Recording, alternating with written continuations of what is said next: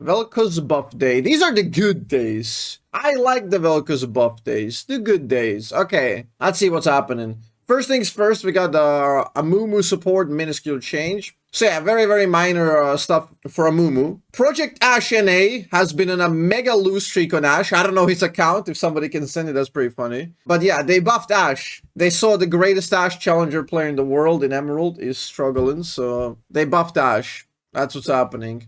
We're getting Cassio buffs. I've been seeing Cassio here and there picked, and she wasn't that weak when she was picked. She's mainly used as a counter pick in, let's say, top or AP carry. Base mana 400 to 450. This is a big deal, by the way. This usually, if you do this to VelKoz, like whatever. But if you do this to Cassio or Rise, but Cassio is probably like the best user of mana in early game. It's a very big deal. Look at this also. Poison base damage up by 12 by max rank.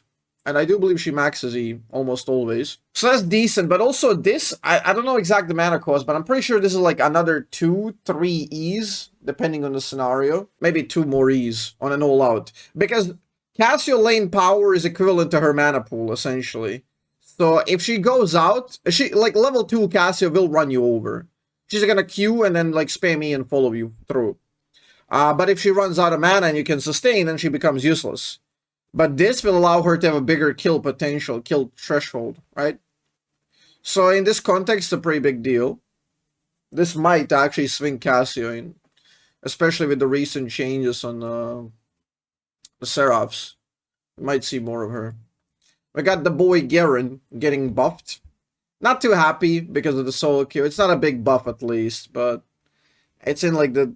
I don't know, whichever part of Garen you buff, it's miserable, you know? Like E, Q, R, like even W, all of it feels unskilled and boring to play against. So I'm just happy the numbers are low, so whatever. This is a big one, by the way. Hwei. It's Hwei and VelKoz in a single patch, both getting buffed right after Horizon got a big buff, worth of 250 gold. So now, we got the cumulative effect of the buffage.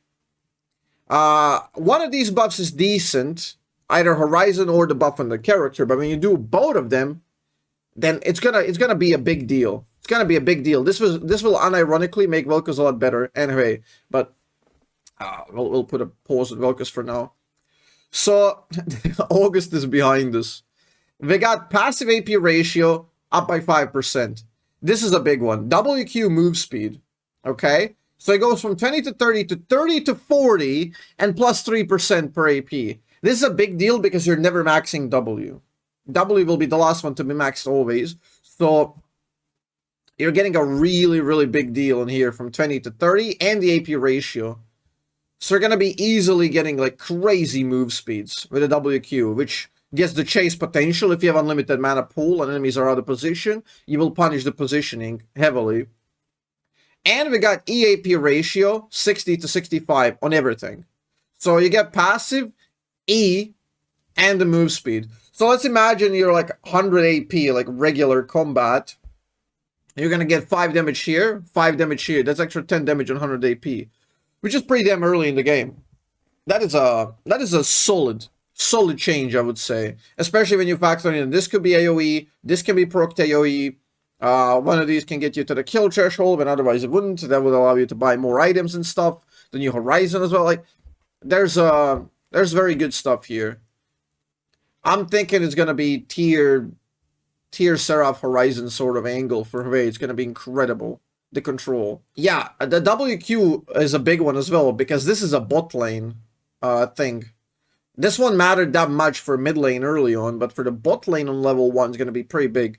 So he might be a demon in bot lane now. We'll test him out as AP carry probably in my main account as soon as the buffs land. Okay, Jace.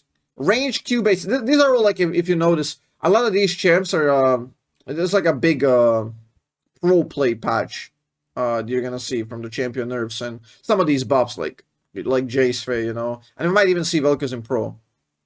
Because they made him a lot more consistent. Again, I'm getting ahead of myself. Range Q base damage in Jace, 60 to 310 to 80 to 310. That is a big deal. That is a big deal in the early damage. Allows him to have more prior early, bigger roll in.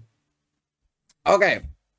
And now, our prince, our young prince, VelKoz. So we're getting 2 seconds shaved off of E, which is a big deal, man. It's a pretty damn big deal. This benefits all playstyles because it ups the consistency of the champion. You have 2 seconds less of weakness from level 3, like when you get E ranked up, to the end of the game, essentially. So you're gonna have more rotations of E, you're gonna have more safety because of it, because usually if you dump your E, you're basically vulnerable for 14 seconds earlier. Now it's only gonna be 12.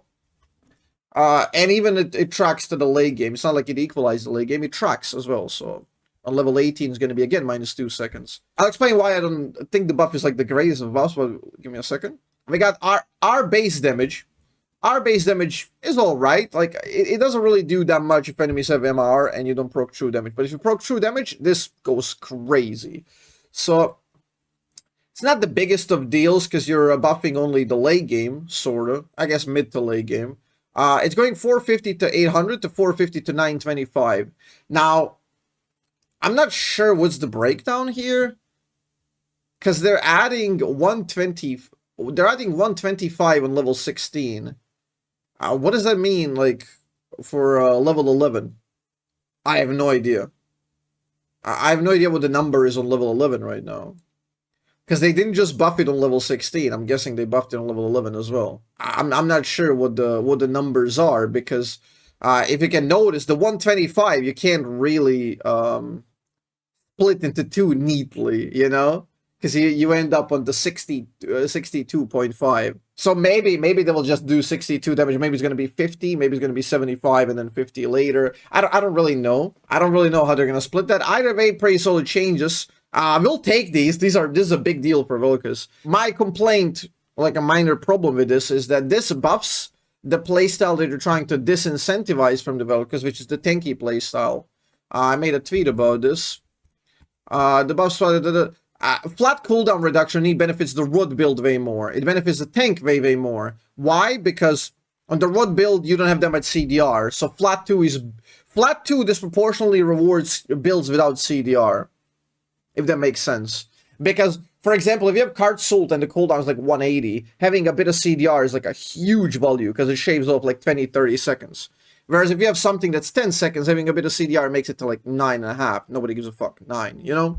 It's not a big deal. So this disproportionately benefits the Rod build, especially also the flat damage on the ult as well. And it's the flat damage on ult in late game, mid to late game, and that's the point where the Rod gives you the free level coming into the play. So this benefits the tanky VelKoz playstyle. And one thing about the E's, E is not used very often as a mage VelKoz.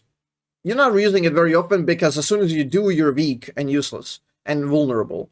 So you gotta save it in a lot of times as like this solar spacing tool. So shaving the cooldown that like for 2 seconds doesn't mean that much if you don't use it a lot. If you're using it as like a get out of jail card, it will lower the downtime, but like you're not getting that much efficiency by putting in more ease than you usually would have, if that makes sense. Whereas the tank VelKoz goes in the front very often and forces the fights.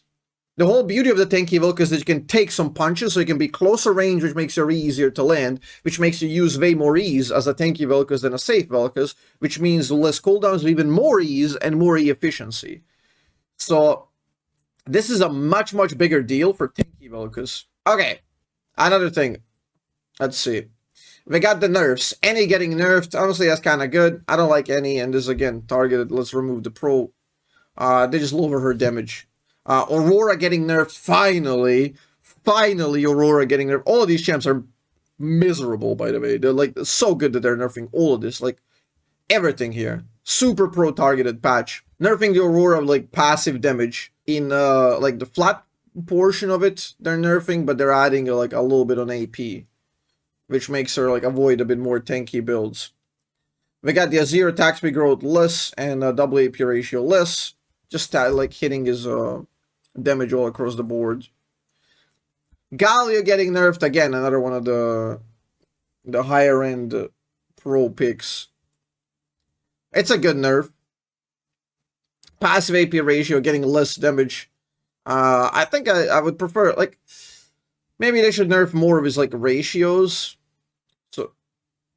Or flat damage. Maybe flat damage would be a bit better than ratios, but it's alright. Kiana jungle and mid. Less AD, less armor, passive damage. Not the biggest of nerfs. I think she's still going to be really strong in jungle, I would say. Not the biggest nerf, but it's nice that she's getting hit. And Silas jungle getting hit a little bit. Talia, I don't know what the fuck are they doing with Talia. What is happening here? Did they forget to put it? I have no idea. Did they write anything about Talia here? There's nothing about Talia here. It's just empty. Completely empty and empty here. Okay, moving on. I got the Volibear. Volibear's been dominating solo queue. It's just disgusting. So, yeah, Volibear getting nerfed. Absolutely good. Remove that shit. And Yunara is taking a big hit. Like a big hit. 25 health. We're losing 25 health, which is 1/6, about 70 gold value, level 1, right? Losing 3 AD, which is also close to, it's like 100 gold value, so that's 170. She's losing a lot of move speed on E, making it more of a mana waste than early because it doesn't last that long in early, so it's gonna be like kind of unusable in early, otherwise you're gonna run out of mana.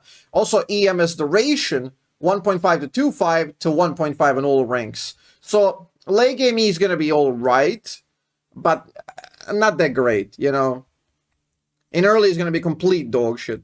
Gonna be completely useless in early. Just super safety tools. Never gonna be worth to pop it to like move up and get like auto attack or two. You're just gonna, it's not gonna be that much value on that. You're just gonna run your mana dry. So yeah, big nerfs on Yunara. She's losing a lot of value. They're trying to fine-tune her because she's been obviously a little bit too strong. The Kraken interaction, as I said, didn't mean that much. She still builds Kraken. She's still really strong. Anyway, what do we got here? Briar. What the fuck is going on? Champion adjustment. What am I seeing? She loses AD ratio. More AP ratio, but she loses AD ratio and ult. Our range is bigger. I don't mind that. Bonus AD. So they're nerfing her slightly, I would say. They're nerfing her slightly. That's fine. And I don't know what's happening with Laoi. Like, passive no longer spawns tentacles during teleport. W max L damage. Broop to broop. Plus 3.5%. So vessel duration is longer, but the W does less damage. Interesting. Oh! Sound effect on Briar now plays after 1 second of cast time. Oh, that's kind of a good change. I like that. I always felt like Briar ult is kind of like a... Like, if you have audio, if your music is not too loud, you will never get hit by it. I swear. The only times I ever got my life hit by Briar ult is if I'm, like, playing super loud music and I don't hear it. I think now you're going to hear it 1 second, and, like, if you're close, it's going to be already there due to the travel distance. If you're far, you're going to have time to move around. So I will come into the play with how close she is to you, to how efficient her ult is. I like that. Honestly, this adjustment feels very cool. That's a good adjustment. Weaker baseline sham, but a bit more trickier to deal with, right? It's very reminiscent of what they did to the fiddle. To enable his ease of access, but remove his like infinite silence and stuff, you know? Okay, we got the Bami Cinder and Sunfire Cape. Immolate monster damage 50 to 100. And Sunfire to 50 to 60. So that's a big deal for monster damage. And Merc Skim gets more AD, less MR. You don't really buy it for MR, you buy it for the active. I mean, you get a decent MR, like, but 5 won't mean much. It will rarely be between life and death. But it's going to be a better late game item now. More active move speed and 10 damage. So yeah, pretty solid buff. Mostly aimed at the pro play with sneaky VelKoz in there. I'm taking it, man. I'm taking it. I told you why I disagree with the buffs in a way. What do you think about him? But, you know, I feel like AP carry tank VelKoz is going to be super good right now.